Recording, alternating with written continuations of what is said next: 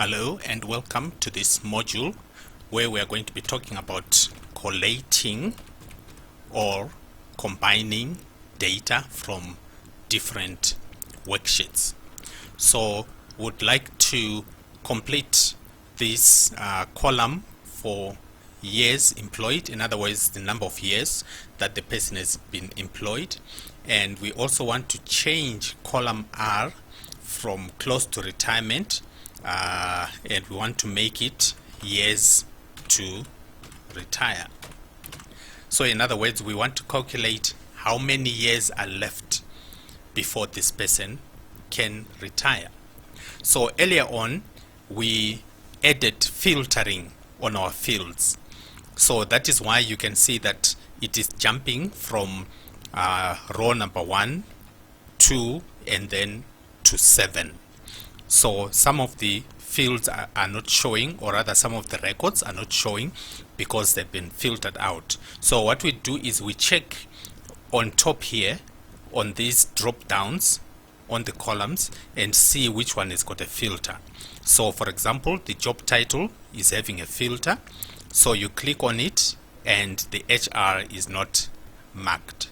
So we need to select everything, and as you can see, it already brings back those other missing records. So you can then double check all the other columns to check if there is any other that is still having a filter, because if we put formulas and there's records that are filtered out, those formulas will not apply to those records. What we are doing will only apply to fields that are visible at the moment. So one way we could tackle this retirement would be to put a column here that says retirement age, and we simply say retirement age minus the age of the person. But you will see that it's an unnecessary duplication because the retirement age is the same for every person. It's a company policy that says people retire after 65. So you do not want to put that 65 on every record. That is a waste of space. So what we do is we put it as a parameter in the parameters worksheet. So let's go to parameters worksheet, and then in column D we add a new record, retirement age. And then in number 2, let's make it 65. So the retirement age will be 65. So we are going to be subtracting this number. We say this number minus the age of the employee, which is in employee data and in column K, right? So this is where the age of the person is.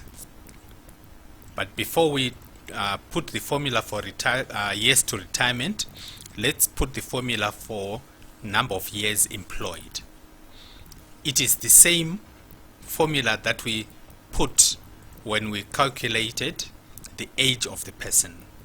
We used the today function, so we are simply saying today's date minus the start date, then divide that number of days by 365. So it will be equal to, you open your bracket, today function. So to show it's a function, you put open and close. That shows today is a function. Minus the start date. So we click on the field with start date and we close, and then you divide by 365, and then you press enter. So you can see that it's showing 1.48 years, but we want to just simply show the whole numbers, not decimals. So what I do is highlight the whole column from top to bottom like that, and then you right click and you go to format cells.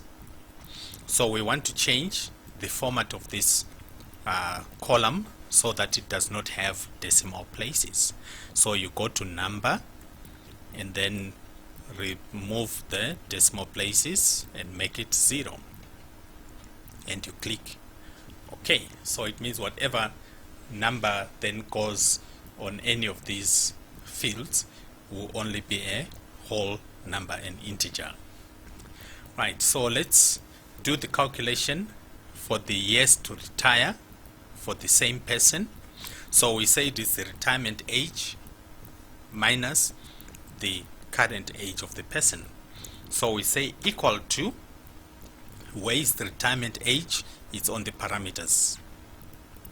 Then we simply click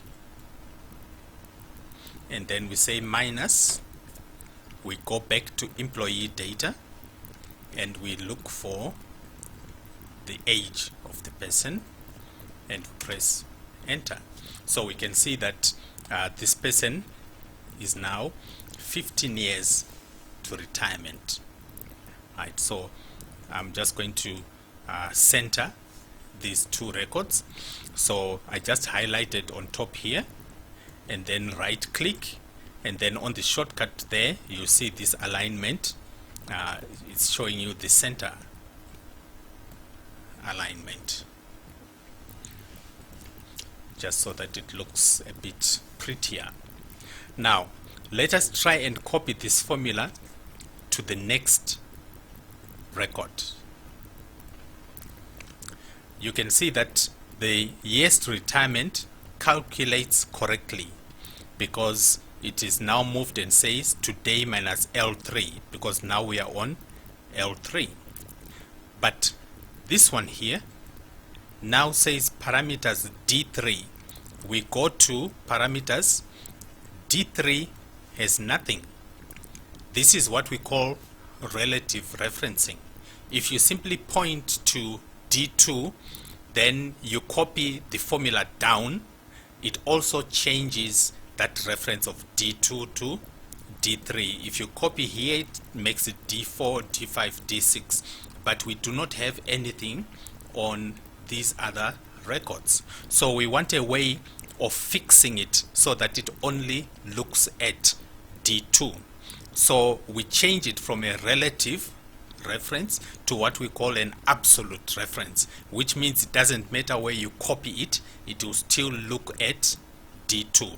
So you go to the first one, which is correct, and we update the formula on top here. So it says parameter D2, we change it to $D and $2.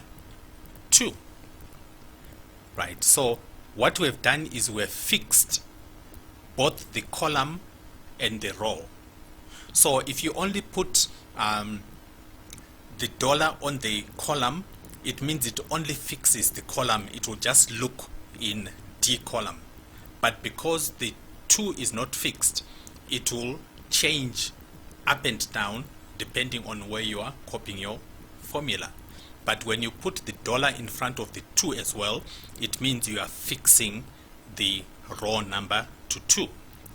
So let's see what happens now when I copy down. You can see that it will now copy correctly.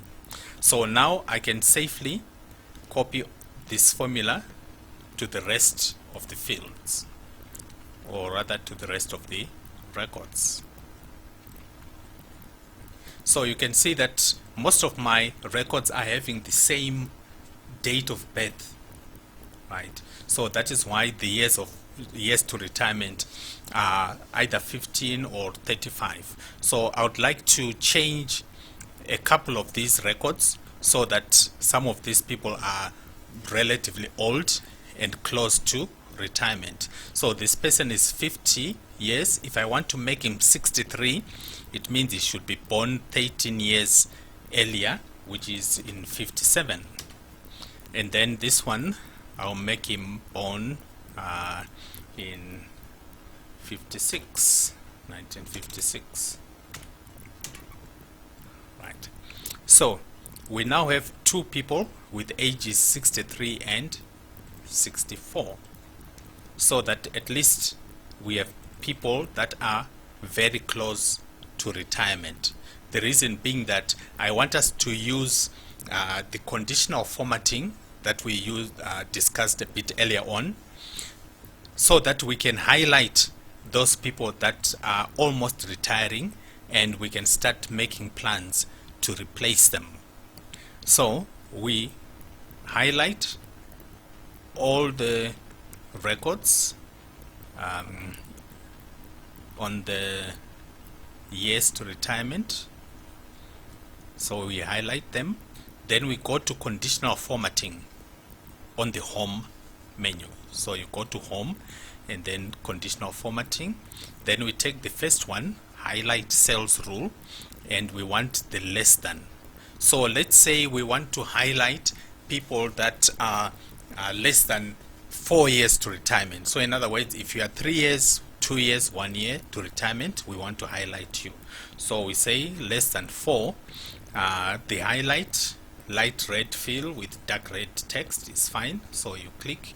So it means that every person who is less than 4 years to retirement must be highlighted with that red.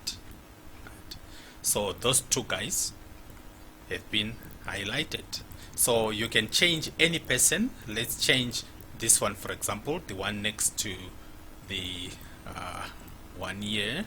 So if I want to change, I'm not going to change the age because this age is calculated. So I cannot replace the formula. What I change if I want to alter the age of the person is the date of birth. So I'm going to make this person 1958, and so 58 makes him 62, which is 3 years to retirement, and is also automatically highlighted. So that is a good thing with formulas and this conditional formatting, that once you put it in, it will come into effect the moment a condition is met.